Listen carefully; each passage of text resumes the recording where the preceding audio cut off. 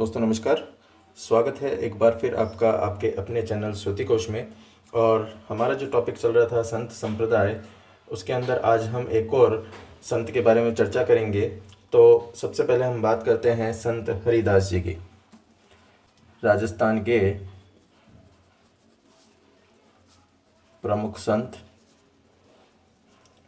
और आज हम बात करने वाले हैं संत हरिदास जी।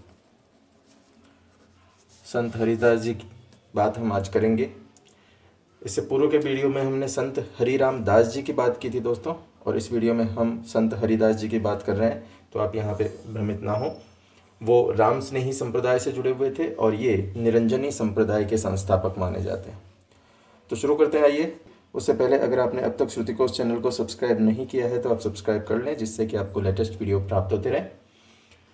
तो दोस्तों शुरू करें हम संत हरिदास जी को। सबसे पहले बात यही कर लेते हैं कि ये जो थे, ये निरंजनी संप्रदाय के संस्थापक थे। निरंजनी संप्रदाय के संस्थापक संत हरिदास जी थे और इनका जन्म हुआ 1455 ईस्वी में। स्थान था कापड़ोद डीडवाना में, यानी नागौर। तो कापड़ोद डीडवाना में इनका जन्म हुआ 1455 ईस्वी में। और ये वंश के रूप में सांकला क्षत्रिय थे। सांकला क्षत्रिय इनका वंश था। मूल नाम था इनका हरि सिंह, हरि सिंह सांकला। तो हरि सिंह सांकला इनका मूल नाम था। सांकला क्षत्रिय कुल से ये संबद्ध रखते थे। कापड़ोद डीडवाना में इनका जन्म हुआ था 1455 में। इनका मूल व्यवसाय था दोस्तों चोरी करना, चोरी डाका डालना, शिकार करना, ये इनके मूल व्यवसाय में शामिल था। लेकिन फिर इन एक संत के संपर्क में आने से 1513 में इनको ज्ञान प्राप्त हुआ। और ज्ञान प्राप्त करने के बाद इन्होंने अपना नाम भी परिवर्तन कर लिया और हरिदास रख लिया। तो 1513 पे ज्ञान प्राप्त इन्होंने कर लिया और ज्ञान प्राप्त करने के बाद इन्होंने निर्गुण भक्ति पर जोर दिया। निर्गुण भक्ति पर जोर दिया। इनके शिष्य परिवार में निरंजनी संप्रदाय के शिष्य रहे हैं। और जो निरंजनी संप्रदाय था, निरंजनी संप्रदाय के लोग परमात्मा को अलख निरंजन या हरि निरंजन या नाम राम निरंजन कहा जाता था। तो परमात्मा को अलख निरंजन कहते थे या हरि निरंजन कहते थे या राम निरंजन ये कहते थे। हालांकि इन्होंने मूर्ति पूजन और सगुण उपासना का भी विरोध नहीं किया था। ये मूर्ति पूजा तथा सगुण उपासना के विरोधी नहीं थे। यानी इन्होंने निर्गुण भक्ति पर जोर तो दिया, परमात्मा को अलख निरंजन हरि निरंजन के रूप में इन्होंने माना, लेकिन मूर्ति पूजा का और उपासना का इन्होंने कभी भी विरोध नहीं किया। अगर बात की जाए हरिदास जी के जो आध्यात्मिक उपदेश थे, आध्यात्मिक उपदेश थे, उनका संकलन 2 ग्रंथों में किया गया, जो कि मंत्र राजप्रकाश और हरि पुरुष की वाणी। ये ग्रंथ थे जिनके अंदर हरिदास जी के आध्यात्मिक उपदेशों का संकलन किया गया। इनके अनुयायी 2 प्रकार के थे। अनुयायी जो थे निरंजन संप्रदाय के हरिदास जी के, वो 2 प्रकार के थे। एक इनका प्रकार था निहंग। निहंग जो थे वो विरक्त अनुयायी थे, विरक्त अनुयायी थे, यानी ये खाकी रंग की गुदड़ी को, खाकी रंग की गुदड़ी को गले में डालकर रखते थे और भिक्षा मांगकर उदर पूर्ति करते थे। तो अनुयायी में दो प्रकार थे, एक निहंग और दूसरे घरबारी। निहंग विरक्त अनुयायी थे, खाकी रंग की गुदड़ी गले में डालकर रखते थे और भिक्षा से अपनी उदर पूर्ति करते थे, जबकि दूसरे जो अनुयायी थे वो थे घरबारी। घरबारी और घरबारी गृहस्थ अनुयायी, गृहस्थ अनुयायी घरबारी थे। तो निहंग और घरबारी ये दो अनुयायी जो हैं निरंजनी संप्रदाय के हैं। दोस्तों हरिराम दास जी का देहांत जो है वो गाढ़ा नागौर में हुआ। देहांत इनका गाढ़ा नागौर में हुआ और देहांत में इनका 1543 ईस्वी में। इनके जो प्रमुख ग्रंथ थे, भक्त विरदावली, भर्तृहरि संवाद, साखी, ये इनके प्रमुख ग्रंथ थे। तो दोस्तों ये थे संत हरिदास जी। तो संत हरिदास जी का जन्म 1455 ईस्वी में हुआ, कापड़ोद डीडवाना के अंदर। वंश इनका शाखला क्षत्रिय था। मूल नाम इनका हरि सिंह साखला था। मूल व्यवसाय था इनका चोरी करना, लेकिन एक संत के संपर्क में आने के बाद 1513 ईस्वी के अंदर इन्होंने ज्ञान प्राप्त किया और अपना नाम हरिदास परिवर्तित कर लिया।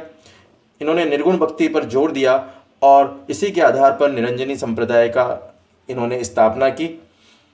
निरंजन संप्रदाय जो था वो परमात्मा को अलख निरंजन या हरि निरंजन के रूप में मानता था। मूर्ति पूजा और सगुण उपासना का ये विरोध नहीं करते थे। इसके साथ साथ हरिदास जी के जो आध्यात्मिक उपदेशों का संकलन था वो मंत्र, राजप्रकाश और हरि पुरुष की वाणी के अंदर किया गया। इनके जो अनुयायी थे वो दो प्रकार के थे, निहंग और घरबारी।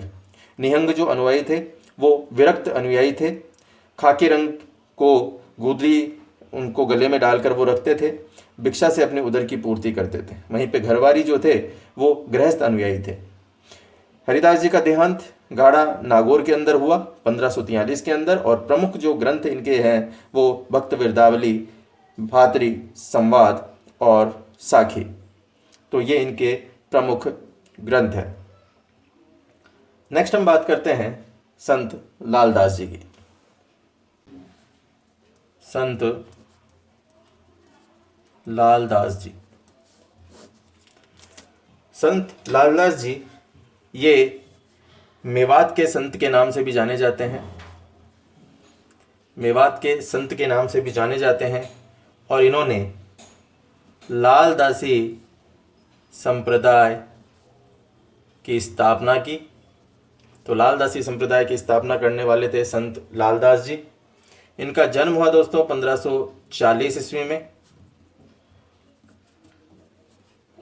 तिथि थी श्रावण कृष्ण पंचमी और स्थान था मेवात यानी अलवर भरतपुर, मेवात प्रदेश के धौलीदूब में। तो धौलीदूब अलवर में इनका जन्म हुआ। पिता का नाम था इनका चांदमल और माताजी थी समदा।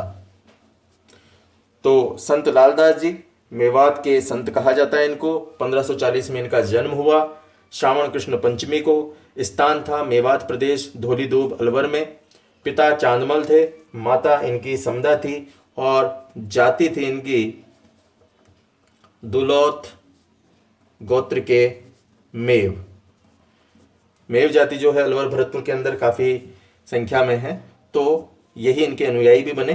तो जाति इनकी दुलौत गोत्र के मेव थे और व्यवसाय था इनका, ये लकड़हारे थे, लकड़ी काटकर बेचने जाते थे। लकड़हारा। इसके बाद इनको दीक्षा प्राप्त हुई और दीक्षा प्राप्त हुई इनको तिजारा के फ़कीर से। तिजारा के फ़कीर थे गदन चिश्ती। गदन चिश्ती से इनको दीक्षा प्राप्त हुई और दीक्षा प्राप्त करने के बाद गदन चिश्ती की प्रेरणा पाकर ही ये धूली धूप इन्होंने छोड़ दिया और बांधोली ग्राम में चले गए। गदन चिश्ती की प्रेरणा से धूली धूप छोड़कर कहाँ गए दोस्तों? बांधोली गए और बांधोली ग्राम में सिंह शिला नाम की एक पहाड़ी है, तो सिंह शिला पहाड़ पर इन्होंने अपनी कुटिया बना ली। तो दीक्षा प्राप्त हुई इनको तिजारा के फ़कीर गदन चिश्ती से। गदन चिश्ती की ही प्रेरणा से धौली धूप को इन्होंने छोड़ दिया और बांधोली ग्राम चले गए। बांधोली ग्राम में सिंहशिला पहाड़ पर इन्होंने अपनी कुटिया बना ली और वहाँ पर ये रहने लगे। ये गृहस्थ जीवन भी व्यतीत करते थे और गृहस्थ जीवन व्यतीत करते थे तो इनकी पत्नी का नाम भोगरी था। पुत्री थी इनकी जिसका नाम था स्वरूपा और पुत्र थे, एक का नाम था पहाड़ा और दूसरे का नाम था कुतुब। इस कुतुब को मियाँ साहब के नाम से भी जाना जाता है। तो इनकी पत्नी का नाम भोगरी था, पुत्री स्वरूपा थी, पुत्र थे पहाड़ा और कुतुब को मियाँ साहब के नाम से जाना जाता है। इनका जो मठ था वो मठ बांधोली में ही था। देहांत हुआ दोस्तों इनका नगला भरतपुर में। नगला भरतपुर में इनका देहांत हुआ 1648 ईस्वी में। 1648 ईस्वी में नगला भरतपुर के अंदर इनका देहांत हुआ। जब ये 108 वर्ष के थे तो 108 वर्ष की आयु में इनका देहांत नगला भरतपुर में हुआ और इसी नगला भरतपुर को प्रमुख गद्दी कहा जाता है या पीठ कहा जाता है। तो लालदास जी की प्रमुख गद्दी या पीठ नगला भरतपुर के अंदर ही है। इनका कब्र या मकबरा, जब ये नगला में इनकी मृत्यु हो गई तो इनको शेरपुर लाया गया और वहीं पर इनकी कब्र और मकबरा है शेरपुर के अंदर, शेरपुर अलवर।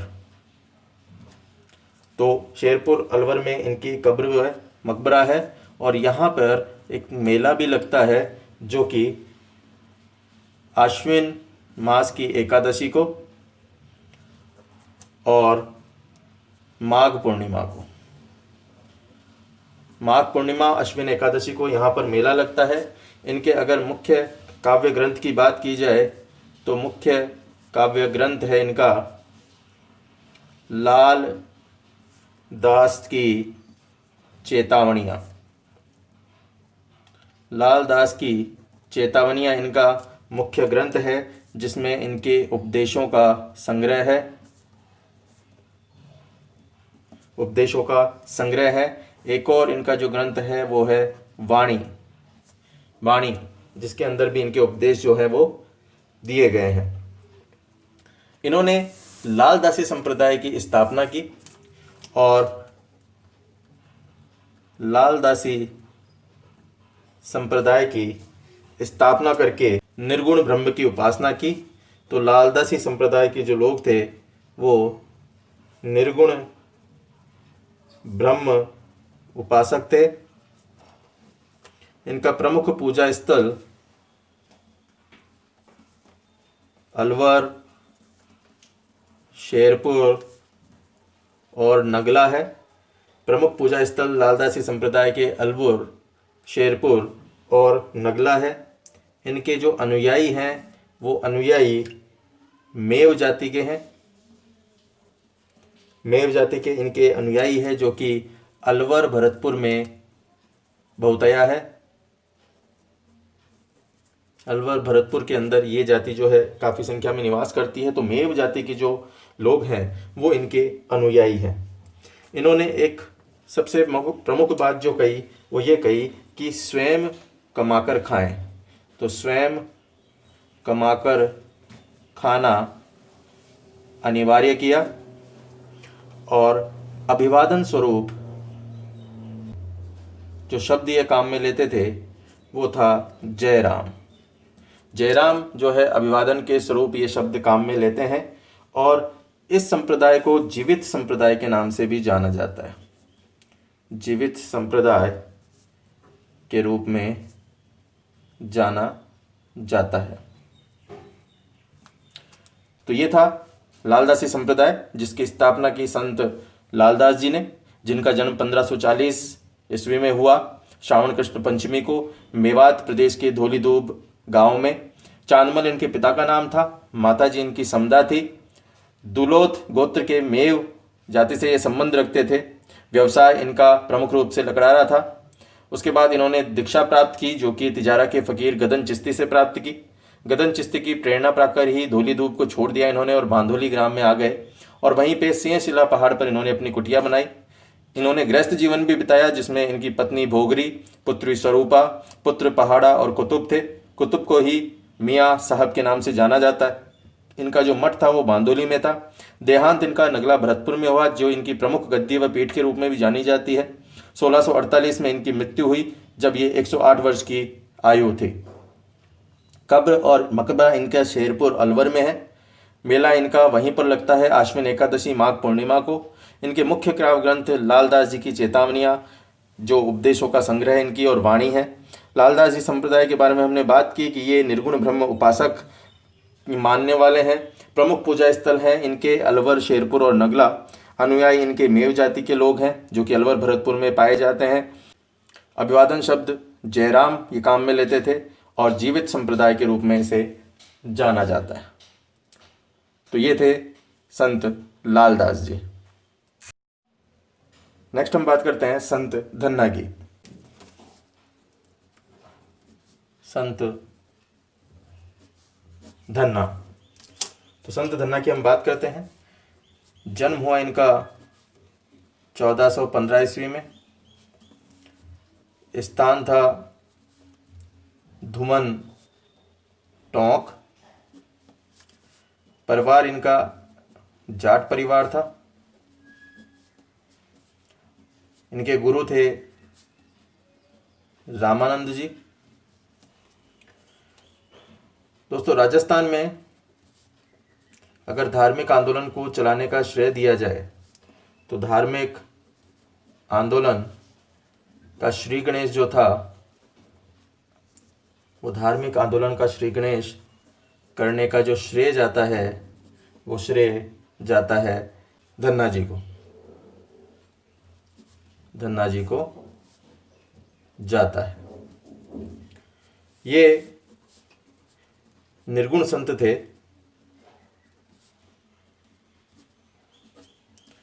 निर्गुण संत थे और ऐसी मान्यता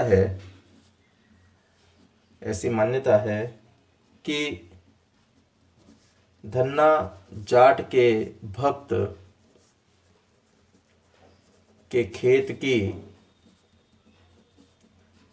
मिट्टी को खेतों में अगर छिड़क लिया जाए तो कृषि उत्पादन बढ़ता है। ऐसी मान्यता जो है वो प्रचलन में है। तो संत धन्ना इनका जन्म 1415 में हुआ धुवन टोंक में। परिवार ये जाट परिवार से बिलोंग करते थे। गुरु इनके रामानंद थे। राजस्थान में अगर धार्मिक आंदोलन का श्री गणेश करने का श्रेय किसी को दिया जाता है तो वो धन्ना जी को दिया जाता है। निर्गुण संत थे और ऐसी मान्यता है कि धन्ना जाट के भक्त के खेत की मिट्टी को अगर खेतों में छिड़का जाए तो कृषि उत्पादन बढ़ता है। तो ये थे संत धन्ना जी। नेक्स्ट हम बात करते हैं संत रज्जब जी की।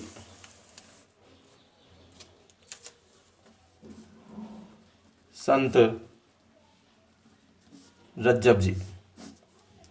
संत रज्जब जी जिनको दादू जी के शिष्य कहा जाता है।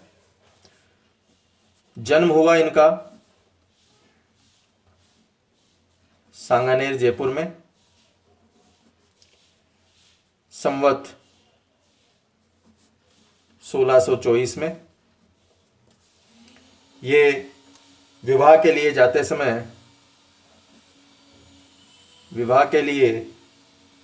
जाते समय दादू जी के उपदेश सुनकर उनके शिष्य बने। तो गुरु थे इनके दादू जी, और जीवन भर ये दूल्हे के वेश में रहे। जीवन भर दूल्हे के वेश में रहते हुए दादू जी के उपदेशों को इन्होंने बखान किया। दादू जी के उपदेशों का जीवन भर दूल्हे के वेश में रहे। दोस्तों, एक बार प्रश्न भी पूछा हुआ है कि वह कौन से संत थे जो जीवन भर दूल्हे के वेश में रहे, तो वो थे संत रज्जब जी।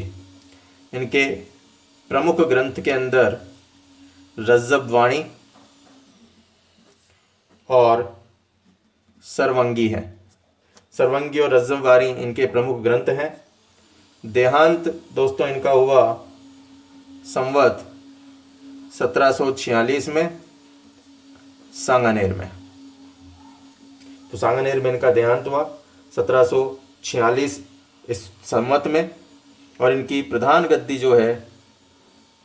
गद्दी भी सांगानेर में ही है। तो संत रज्जब जी, जन्म इनका सांगानेर जयपुर में हुआ संवत 1624 में। विवाह के लिए जाते समय दादू जी के उपदेश सुनकर उनके शिष्य बने। जीवन भर दूल्हे के वेश में रहते हुए दादू जी के उपदेशों का बखान किया। इनके प्रमुख ग्रंथ रज्जब वाणी, सर्वंगी।